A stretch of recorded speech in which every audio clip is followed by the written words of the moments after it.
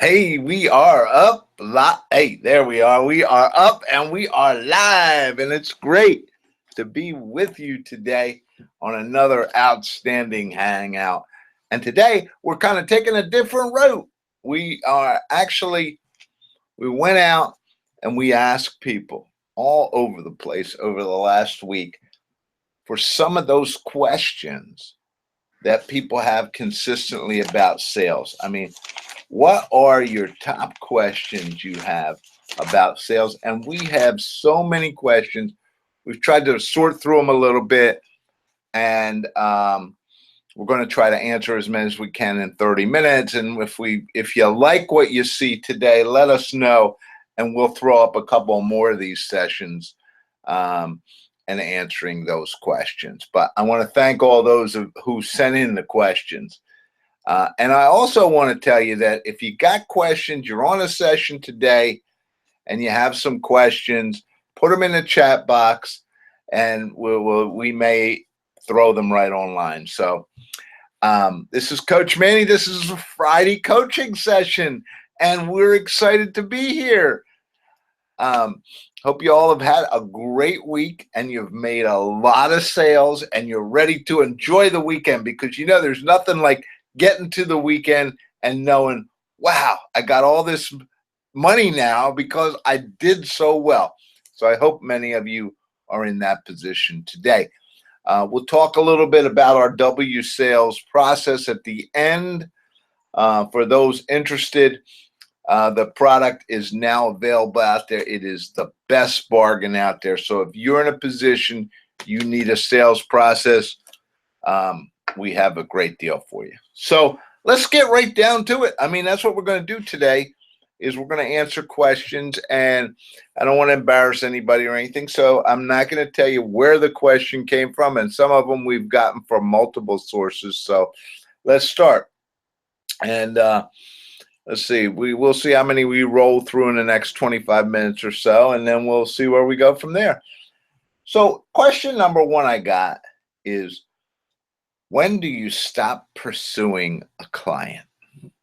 When do you stop pursuing a client?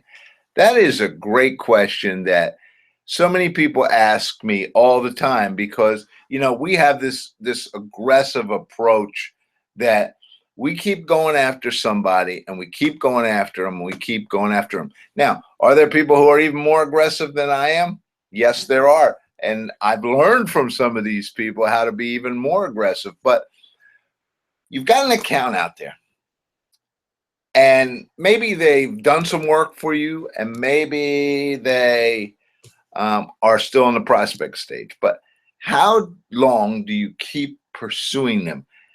When do you stop? Well, I stop if I've got a client. Now, remember, if it's a client or a prospect that's qualified, so I know that this person can use what I have. I know I'm dealing with the person who can buy what I have and release the money. So would I ever quit pursuing a client like that? Would I ever quit pursuing that person? No, not until that person says, listen, Manny, I don't ever want to see you again. How many people are going to tell you that? Don't call me ever again. I mean, I go back to when I was selling consulting for large firms. I think there were one, maybe two people that ever said that to me. And I continued to prospect and prospect and prospect. And so pursue them forever if you have to, because you never know. Some of you are in business, like in the coaching business. I've got people who I work with for 5 years before they ever do any business with me.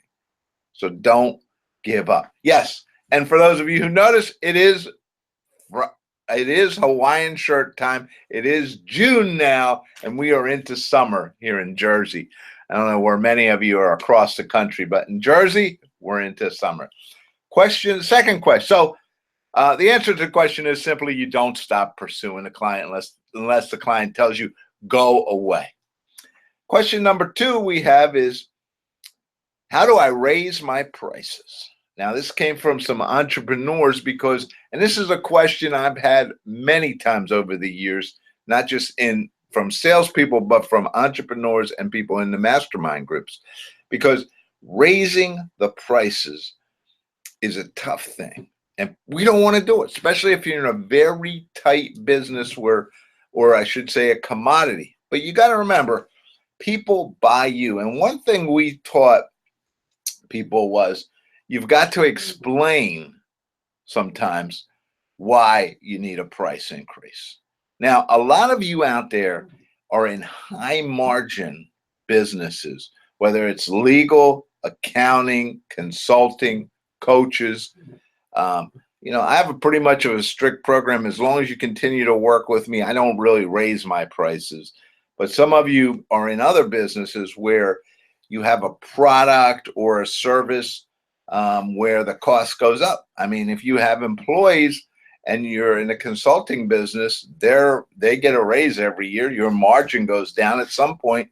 You've got to increase it. So how do I raise the prices? The best way is to be as honest as possible with your client. I can still remember making one of the stupid mistakes when I was in consulting, and I promoted somebody, and I figured, you know what, the client needs to pay a higher rate now, so I billed the client at the higher rate, and the client got totally mad, and it was one of those stupid rookie mistakes, right, that we all make.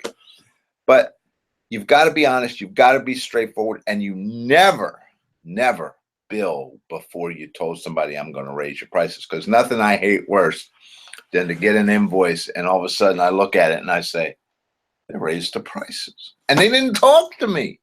So go out, talk to your client. Like if I was in a situation where I was raising price, let's say I'm in a consulting firm, and I've got some really top-notch talent that's been working for this account off and on for years, and we've been charging them a very good price. But now this talent is costing me a lot more money. So I've watched my margin shrink and shrink and shrink. And so now I have to go out and I have to sit with the client. So I'm going to sit with the client and I'm going to say, look, it's a pleasure to be here today. But, it's not a pleasant topic I come to talk to you about today. I got to talk to you about increasing some pricing. And let's talk about where and how we're going to do that. And this is the reason. We need to make so much in margin. We've been allowing that to lapse. You love this guy. I think he's doing the right work for you. Am I off there? Okay, so we should really raise the rate to this, but I think it's a little drastic because we hope you're going to continue to work with us and give us more work in the future. So we're going to raise it to this. So instead of raising, let's say the guy bills it $250, instead of raising it to $300, I'm only going to raise it to $275, and we could probably get away with that, or maybe $270 if I have to. But don't sit there and think about it and don't do it. You've got to keep your prices and your margins up. And especially for those of you in tight margin business, when you're selling products, you got to watch all the time. Products are easier because you can go out to the client now, as one of my clients we taught them to do is, and you can sit down with a sheet and you can say, here's the costs that go into that product. Here's the new costs. This is what margin we used to make. We're not making a margin. If you don't raise, if I can't get you to increase the price, I'm probably not going to be able to deliver this to you. So be honest. That's the big thing. Your clients, they have to raise their prices too. And perhaps you could teach them something. Okay, let's keep going. I'm spending a little bit more time, but you know what? I figure it's more important that I give you 8 or 10 good answers than to give you 20 all over the place. So question number 3, how do I keep a smile on a hard day? Well, you watch me, I always have a smile on. Just turn on one of my videos or audios and you be popping, right? As salespeople, we are like, we're on a roller coaster a lot of times, where we feel like it, right? We're up and then we're down, and we're up and we're down. And that's just part of the sales process. And I will tell you, if you have a hard time with that up and down process, sales is going to be tough for you to do. So how do you keep a smile? Well, you keep a smile because you got to remember, sales is a numbers game. And by being a numbers game, what I really mean there is if you keep going, if you keep pushing, if you keep pursuing, if you keep putting it on the table, eventually it's going to close. Now, it may take 10, it may take 20, it may take 50, but eventually, because sales is a numbers game, you have to keep going. And that's what puts a smile on your face is I know that if I hit enough counts, if I get in front of enough people, if I do it consistently enough, I am going to make money. But what happens is when you have those hard days, you get lazy. We all do it. Let's be straight. As a salesperson, we all do it. And we're like, I don't think I can do it today. And you slack off. And so instead of working the numbers, you let the numbers work you. So instead of going out there selling, all of a sudden I'm just laying back, feeling sorry for myself, right? And nothing happens. And so that's why it's persistence, consistency, self-discipline, right? I hope you all got the memo and the new and the information on our new book, and that you have a copy of it. All right, so the way to keep that smile on your face is to know sales is a numbers game. It works, so keep working the numbers. Let's go to question number 4. Let me put a note on here so I can remember which questions we had, and then we'll kind of give a recap of what was on here.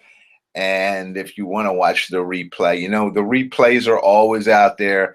I have people consistently telling me, oh, I don't know if I'm going to get there. Get on, sign up for the seminar, and then get on the replay list, and you'll get noticed the replays out there. Go to our YouTube channel. Most of the stuff that we put out, we put on the YouTube channel, so you can pick it up. Question number 4.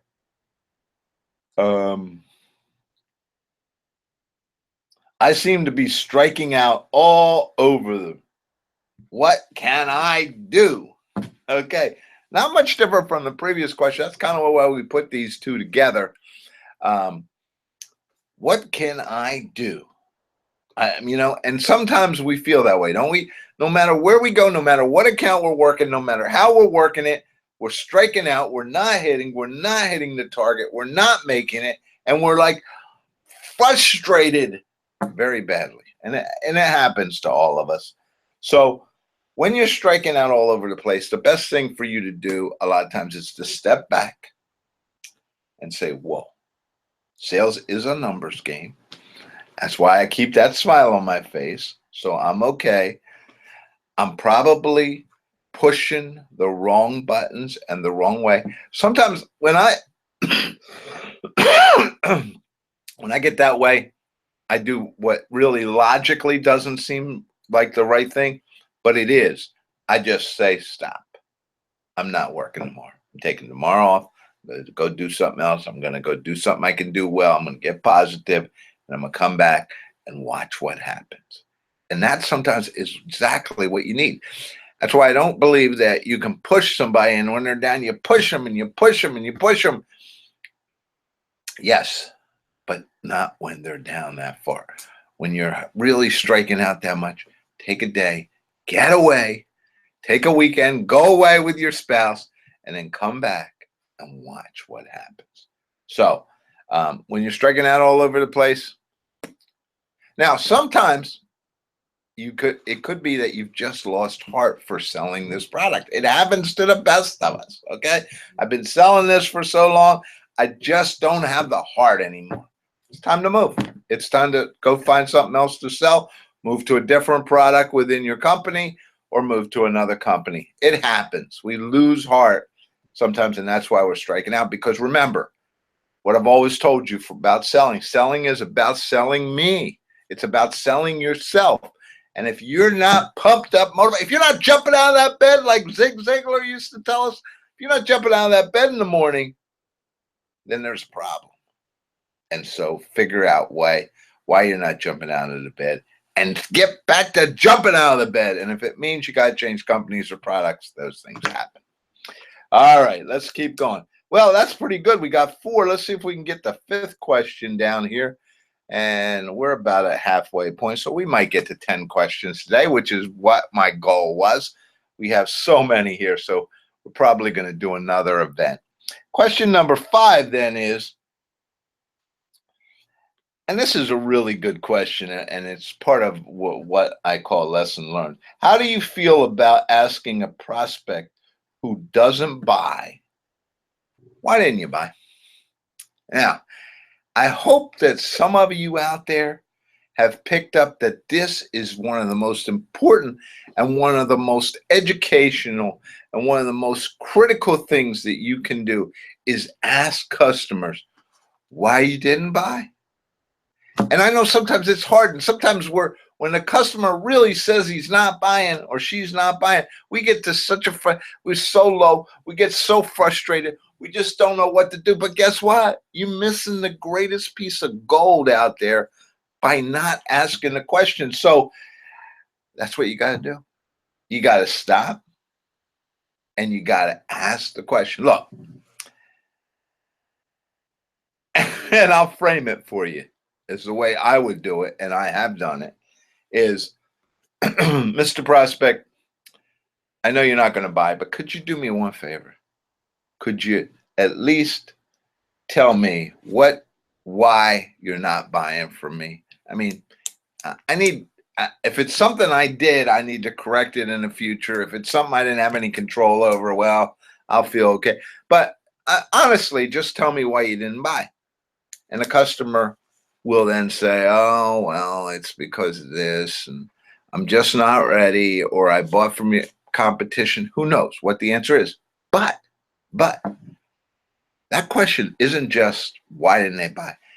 There have been actually cases where that question has flipped it around because it makes you look so honest. It makes you look so good. The customer may have had some questions about your integrity, may have had some questions about you, and all of a sudden you lay this question on them and it says, well, could you tell me why? And they're like, wow, I've never and I can tell you, most people have never, because few salespeople do this, have never had anybody ask them, well, why didn't you buy? And so you ask the question, and it has the potential of turning it around. Not always, but it still has the potential of saying, it's because you didn't call me back, and I've had this one. It's because you took too long to get back to me. And you're like, ah. I bust up on construction companies, and I hate to bust on you building companies out there, but they're notorious, and so are a lot of the support functions. If I call you today, at the least, I expect you to call me back before the end of the day. In reality, I expect you to call me back within an hour of when I get you, or you need a system so that happens in your company, because people today don't want to wait. People do not want to wait. And if that was the case, and you say, wow, I just learned something, and you go back to your company and say, look, we cannot not get back to people. We've got to have a better system in place to do that. They may tell you, and they usually won't tell you this one. It's just because I don't really want to do business with you. But I've had people say that. It's just, the personality mesh is off. And I heard a great thing the other day about a company that was using a couple reps, two different personalities, each trying, if this guy didn't sell it, they bring the second rep in who is totally different than the first rep. And sometimes that works. It may be that, and this is the one that really gets a lot of it, is like you're going in on a competitive sell. They already buying from somebody else, but who they're buying from hasn't done what they wanted and hasn't given them that price. And you come in there, you give them this great package, and they tell you, well, we're stinking with our customers. They've matched your price. And you're like, again, got to watch selling on price, right? But the point I'm trying to get to, this is a lesson learned, and it's very important for you. If you can find out why they're not buying, find out. Ask the question. It's not going to cost you anything. All right, number 6.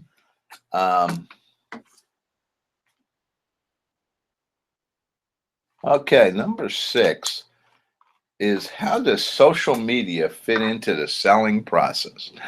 And this is, um, we could do a whole set. I think we've done a couple sessions on social media and the selling process. Now I'm talking social media and marketing. We're talking about social media and selling. How does social media fit into the selling process? Well, the first way and one of the most important ways that social media fits in is you have a way to find out information about who you're going to sell to that historically has never been available anywhere. You could go out to Facebook, you could find these people, and you could learn a little bit about what they do for pleasure.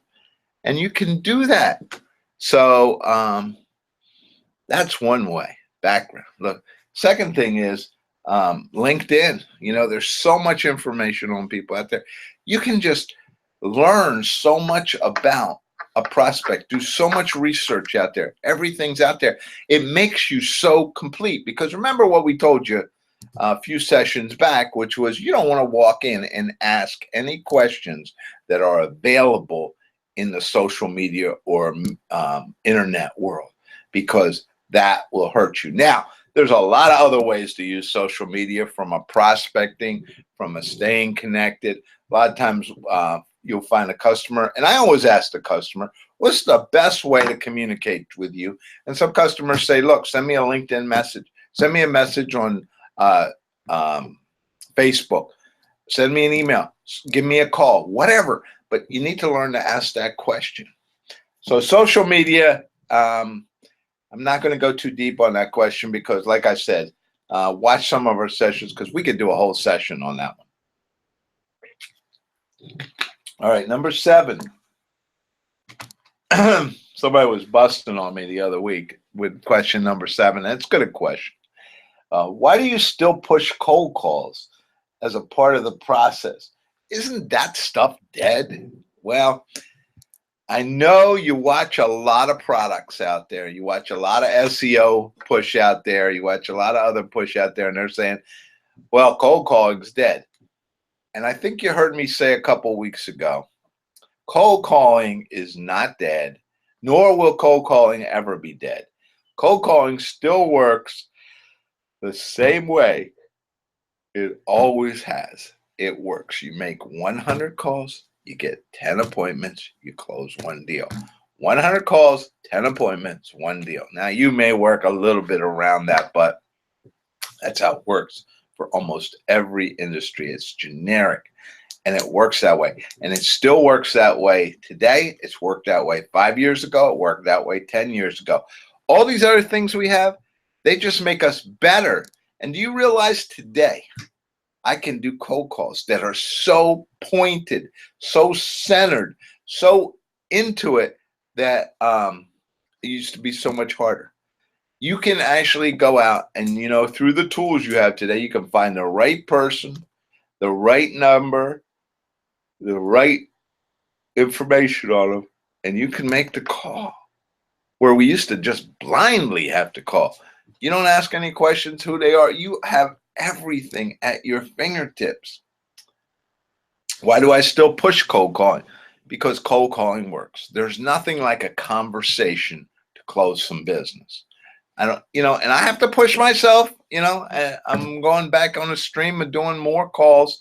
I have to push myself as well because when I get you on the phone, guess what? Our conversation's so much different than if I'm talking to you through email, through text, and all those other methods because I'm talking to you. It's an interactive, reactive mode, and it works tremendously well. So cold calling isn't dead. It's the same as it always been. There's just so many more options now, right? I don't need to cold call anymore. But what are the great salespeople telling you? I still got a cold call. I still got a cold call. All the super salespeople, super marketing people, the people on the internet, off the internet, they're all saying the same thing. I still have to make calls. So don't give up. All right. I think we got time for one more. Wow, we didn't get anywhere near where I wanted to get, but that's okay. Question number 8. What do you think of lead groups? Okay. Now, I happen to be in some good lead groups and some not so good lead groups. And you have a tendency not to hang around to the not so good lead groups. Um, Lead groups are good. In some industries, you walk in and you every week, if you don't get a lead, you're like, how come I didn't get a lead today? I should have had a lead today. In other industries, it's like you get 1 lead a year or 2 leads a year, but it's still worth being there for the connections. I think good lead groups are tremendous. I think for a lead group to be effective, it has to have 30 plus people in it. I think these smaller groups are not as powerful. I would suggest taking 2 smaller groups, putting them together, and creating a larger group, because I just feel, oh, excuse me, I gotta apologize. I just feel the larger group gets more business, gets more connection, creates more rhythm, power, energy, gets you going. But the other thing is, with lead groups, you've got to do one-on-ones. And you know, how many times have I stressed on this program the importance of doing one-on-ones, how critical it is for you to do one-on-ones, how you got to do them all the time. You got to do them. So in lead groups, it's not just, it's critical, first of all, that you're always there. It's critical that you get there early, you stay late, you meet with people, and you do a lot of one-on-ones. And if you can, and you have at least 30 people in the group, if you can create lead groups like that, you're going to find all of a sudden, wow, look how much business I got. And if you can get to 50 people in a lead group, that's when it becomes like a tremendous asset. You know what? I'm going to have to start wrapping up, huh? What do you think? I mean, give me some feedback. Send me some emails, some messages, some notes. Send me some information. Is this good? Did we touch some good stuff today? You know, we got to 8 questions. We were able to answer in an hour. They were all 8 questions that were relevant to the sales process, to what y'all out there need to know to boost up programs out there that maybe aren't doing all that they need to do. But, you know, the 8 questions today ranged from, you know, pursuing, I mean, how do you, how long do you pursue, to price increases, to keeping the smile on your face, to striking out all over the place, because it happens to the best of us. From there, we said, can we ask a prospect who doesn't buy certain questions? How do you stay motivated in the selling process? Let's see what else. Do we still do cold calls? And what about lead groups? So that's what we covered today. I hope you've enjoyed it. This is Coach Manny. We are all part of the double your sales process. Remember, that's what it's about, doubling your sales. And this is the best methods for developing and doubling your sales we present on our program. You need to go out, check out the website, manny@mannynowak.com. If you're watching this on a recording, all the contact data, of course, is at the bottom. Take a look at it. Put in what you need. Go out there and find what you need. Get on our double your sales process. Now, what I was telling you about is we have locked in the price at $599, 12 videos, which I did, study guide, and some masterminds. I mean, if you need a sales process for your company, and unless you got one, you need one, you need to get this package, because it can help you tremendously. Listen, maybe we'll do some more questions next week. We'll see what we do next week. I'm excited. Thanks for joining us today.